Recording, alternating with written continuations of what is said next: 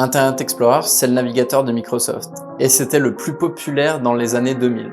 Pour certains, quand ils voient la petite icône bleue, c'est même l'Internet tout entier. Sauf qu'en 2020, en tant que développeur, c'est juste devenu un cauchemar quand il s'agit de garantir sa compatibilité.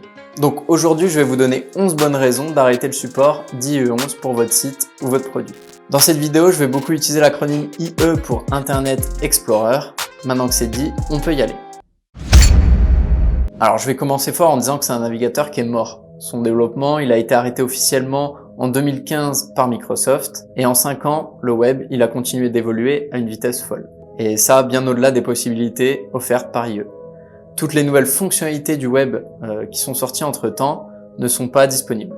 Et même du côté de Microsoft, on conseille d'arrêter de l'utiliser pour se tourner plutôt vers Edge, qui est son remplaçant.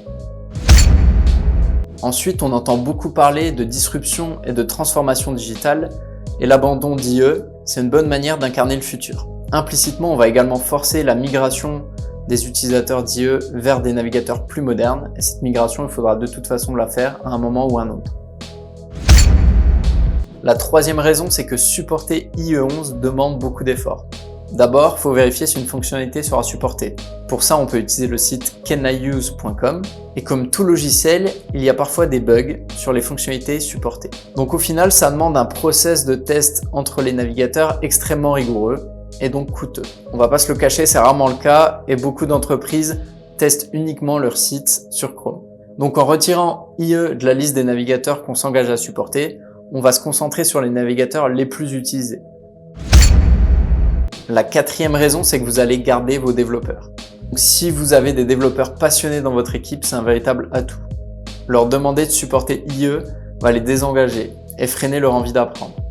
De mon expérience personnelle, je peux vous assurer que c'est super difficile à débugger. Le seul outil proposé, c'est un inspecteur d'éléments vraiment archaïque. Donc si vous retirez toutes ces frustrations, vous allez favoriser l'épanouissement des développeurs, faire évoluer les compétences de votre équipe et améliorer l'attractivité de l'entreprise lors des recrutements. On passe à la cinquième bonne raison. Quand vous allez arrêter de vous préoccuper d'IE, ça va vous ouvrir de nouvelles opportunités. De nombreux outils techniques profitables pour votre business deviennent enfin utilisables.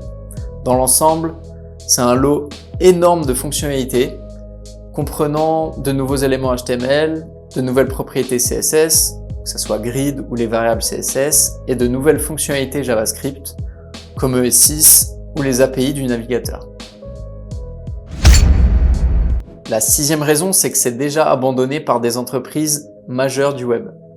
Donc si on prend exemple sur les leaders de notre industrie, des entreprises comme YouTube, GitHub, Slack, Trello, Shopify, Stripe ou WhatsApp ont déjà arrêté de le supporter. Ça ne veut pas dire que leur site ou leur produit ne marche plus du tout sur IE11, mais juste que s'il y a des problèmes à l'avenir, ils ne seront pas corrigés. Mais c'est aussi le cas de certains frameworks comme Vue.js. Son créateur, il a expliqué que la version 3, elle visera seulement les navigateurs modernes. Je fais une mini pause juste pour te dire que je continue à envoyer des emails privés tous les lundis. C'est vraiment pour ceux qui sont intéressés par le développement front-end. Donc si t'es pas encore inscrit, ça se passe dans le premier lien en dessous de cette vidéo. On enchaîne avec l'impact sur les performances. Ici, la question, c'est de savoir est-ce qu'on va risquer de dégrader l'expérience pour la grande majorité des utilisateurs en se privant des fonctionnalités offertes par les navigateurs modernes. En effet, tous les navigateurs aujourd'hui prennent en charge la version ES6 de JavaScript, et dans le cas d'IE, on a besoin de transpiler JavaScript vers une version plus ancienne et plus lente. Et l'utilisation des polyfills augmente également le temps de chargement des sites, en particulier sur les appareils mobiles d'entrée de gamme. La huitième bonne raison, et j'en suis convaincu, c'est que votre business n'est pas en danger.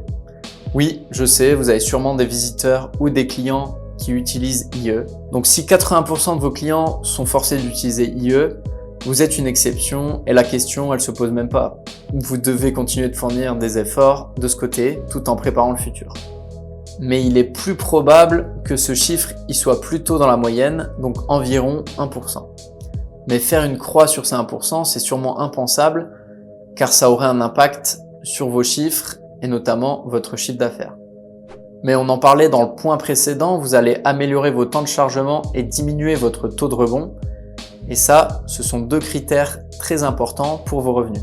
Et justement, il y a une grande chaîne américaine, Walmart, pour ceux qui connaissent, qui pour chaque optimisation accélérant leur site de 100 millisecondes, leur chiffre d'affaires augmentait de 1%. La 9e bonne raison, c'est de délivrer pour le long terme. Le code que l'on écrit aujourd'hui, c'est celui qu'il faudra maintenir demain. Donc si on ne profite pas de ce qu'ont à offrir les navigateurs modernes, le code que l'on écrit, il est déjà dépassé. En écrivant directement pour le web moderne, on évite d'ajouter de la dette technique et on augmente la productivité. Et dans une perspective à long terme, c'est clairement la bonne décision. Ma 10e bonne raison, c'est que les utilisateurs d'IE pourront toujours accéder à votre site ou votre contenu. Bah ouais, on a tous un smartphone en plus de notre ordi ou une tablette. Et pour les applications professionnelles, Microsoft a prévu un mode compatible IE sur le nouveau Edge basé sur Chrome. Et enfin, la 11e bonne raison, c'est que c'est plus facile qu'on ne le croit. Il suffit de le dire, d'expliquer à ses utilisateurs et à ses clients ce choix. L'idéal, c'est quand même de les prévenir en amont et d'étudier avec eux l'impact en proposant éventuellement des solutions alternatives. Et même si le changement peut faire peur, que vous pouvez y voir un risque, je suis sûr que vous avez pris des décisions plus difficiles que ça dans votre carrière. Tout va bien se passer, rappelez-vous l'abandon de Flash. Donc j'espère que ces 11 raisons vous auront convaincu qu'il est temps d'abandonner Internet Explorer. Dites-moi en commentaire si c'est déjà votre cas, ou au contraire, ce qui vous empêche de sauter le pas. De mon côté, j'ai décidé de ne plus supporter ce navigateur dans mes différents projets professionnels, et je ne regrette absolument pas ce choix. C'était Quentin, ciao, bye bye.